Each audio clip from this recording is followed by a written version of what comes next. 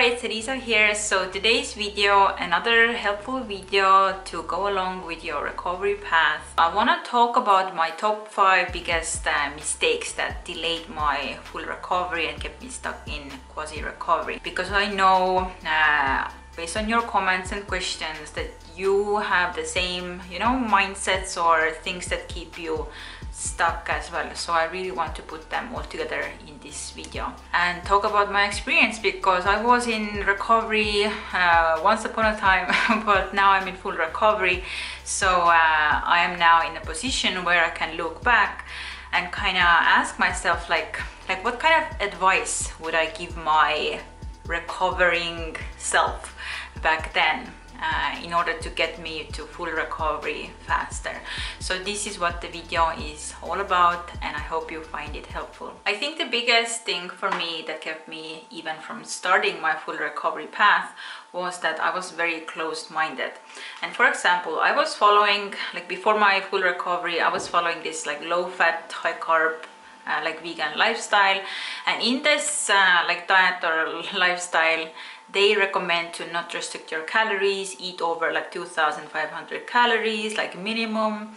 And I thought oh yeah, I'm not restricting my calories, and this is it's gonna be the cure to my bulimia and overeating, because I'm not dieting. But at the same time I still continued to binge eat and overeat, and I didn't know what is the why was that.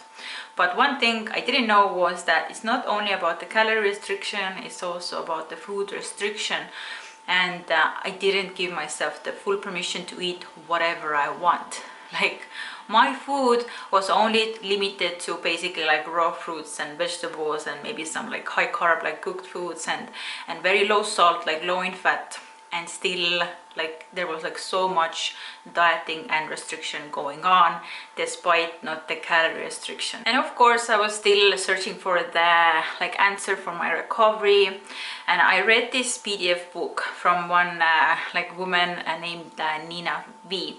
And I read her book, and I remember in her book she recommended to eat whatever you want, including the junk food, and basically whatever you desire.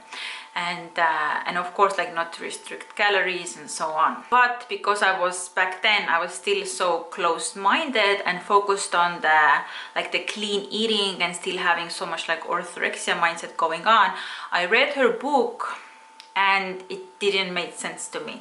And I was even thinking oh my god, this is so stupid, doesn't she know that those foods are so unhealthy, and how can this recover you? It's not good for your body, it's gonna make you have lots of illnesses and stuff like that.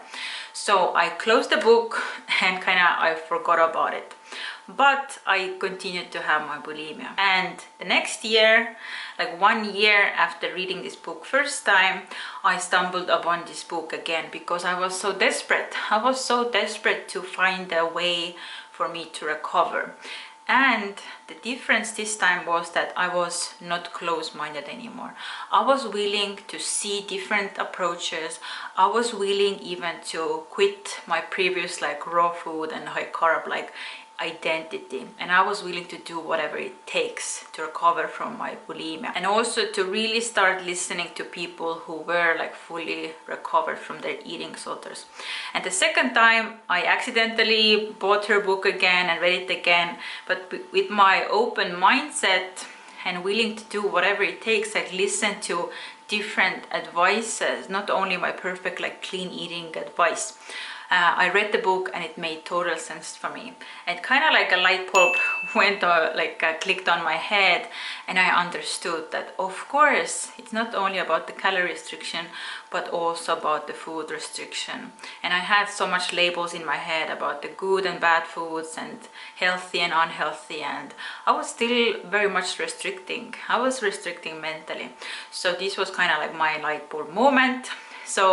And also one of my biggest mistakes that delayed me for finding the full recovery path, by being closed-minded. And the second one, I know it's something I talk about all over again, but repetition is really like a mother of skill and changing your thoughts and everything. So we're gonna repeat this one more time in this video. And second biggest mistake in my recovery, even though I tried my best to let go of the restriction, calorie restriction, food restriction, but still, like, it's so hard to fully let it go. But still the eating disorder was kind of tricking me, like, yeah, like, eat whatever you want, but still, like, try to be like mindful about it and moderate about it, and make sure you don't go too far. And there was still, like, I wasn't completely letting go. And of course, like, some parts of recovery is totally normal, like the letting go part, like, comes with time. But in any case, like, you have to be very honest with yourself. Like, are you still trying to control your food? Are you still restricting? If yes, then you know that this is delaying your recovery, and there is no way to cut corners in recovery or still keep on restricting and hope that someday magically it will take you to full recovery, because it simply won't. And also one big aspect of restriction that kept me delaying my full recovery was that I wasn't aware about the mental restriction. Because you can, yeah, like, you can eat whatever you want, but if, like, mentally you still have the same, like, emotional response to food and eating as you did when you had an eating disorder, like, this is not unconditional permission. Like, mentally you are still very much restricting. So mentally as well, like, you have to change your thoughts, and you have to tell yourself that I have an unconditional permission to eat. I trust my body trusts me.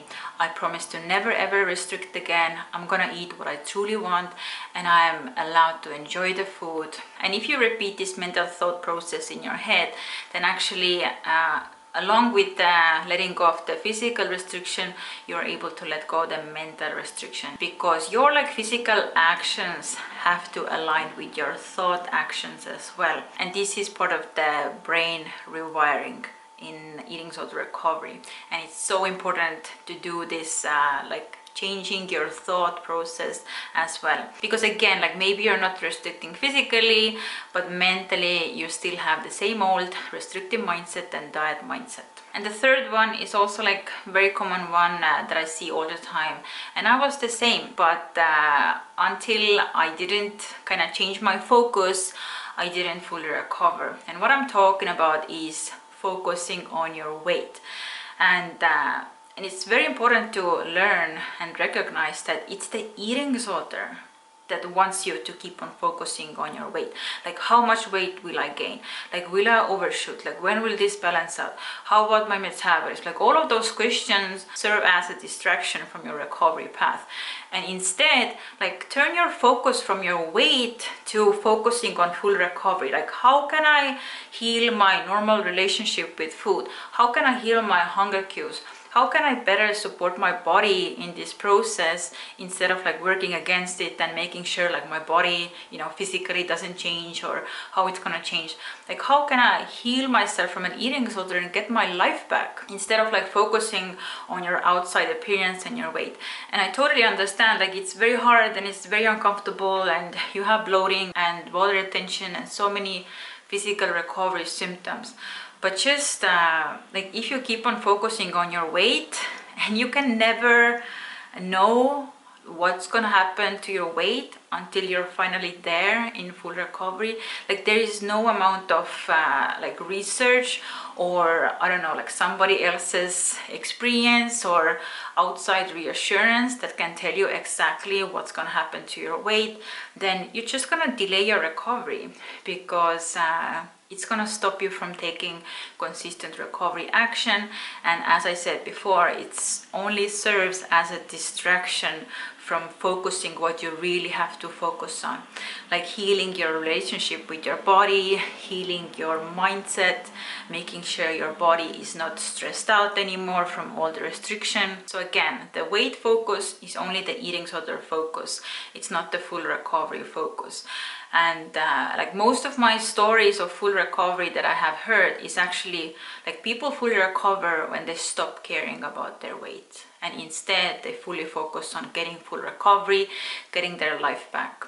And in my case, this was definitely true as well. And the fourth thing is kind of like a self-sabotage behavior, and what I did, and also so many of you have this, so I really want to again like bring it to your attention so you can stop doing it.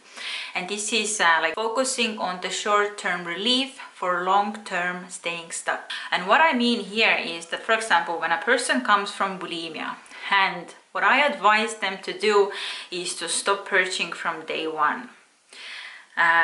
In order to stop the binging. The binging or the extreme hunger, like it will go away by itself. But first you have to stop all the restriction, all purging, and compensating your calories.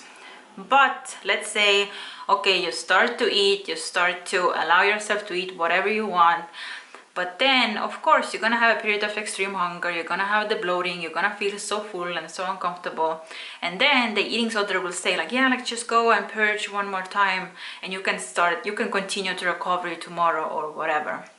So the person kind of believes the voice and they go and purge. And with doing this, they choose the short-term relief for a long-term, like delaying the recovery and keeping them stuck. Because if you purge, you're just gonna keep on overeating the next meal and tomorrow. It's just gonna delay your recovery further. So like, don't choose the short-term relief from your bloating or water retention, and yeah, just to like short-term like relieve the uncomfortable feeling, relieve the anxiety.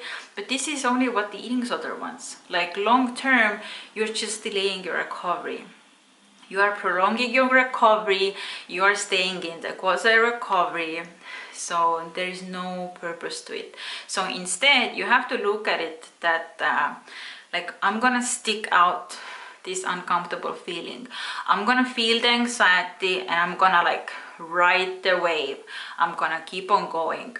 And this is the like short-term uncomfortable feeling for the long-term benefit, for the long-term like full recovery. Because recovery can be a temporary phase. It doesn't need to last forever. But people who choose the short-term relief from uncomfortable symptoms, like they make the recovery forever lasting. It's like a slow torture, because if you one day recover, next day you purge and relapse, it's just gonna make the recovery so much more longer.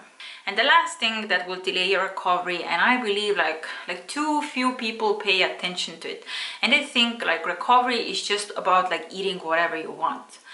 Yeah, like eating whatever you want, but also like in the same time like rewiring your brain and changing your thoughts. Because if your action is like eating whatever you want, but your mindset is still like screaming like, no, what are you doing, like this is wrong, go back, like this is not normal, like you are too fat to eat this much, this food is not healthy. So like your thoughts are gonna sabotage your recovery, and no amount of like eating whatever you want is gonna get you to full recovery, because your thoughts are gonna like delay all of your recovery actions. So what you need to do and start doing from today is to really start rewiring your thoughts. And you have to pay attention to your eating disorder thoughts, what they are, write them down, all of the negative thoughts, all the thoughts that keep you stuck in restriction, keep on feeling negative, like those are all eating disorder thoughts. And then you have to start reframing them, and reframing those thoughts to positive and compassionate thoughts. The thoughts that actually make logical sense and come from your heart, your intuition, rather from your eating disorder voice. And in my book, I also talk about like how to change your eating disorder thoughts. So you can check out my book for further instruction for this exercise. So I really hope you liked today's video. You got a lot of good information and help out of this, and let me know in the comments below what you think. And please like this video and also subscribe to my channel, and I will see you next time. Bye.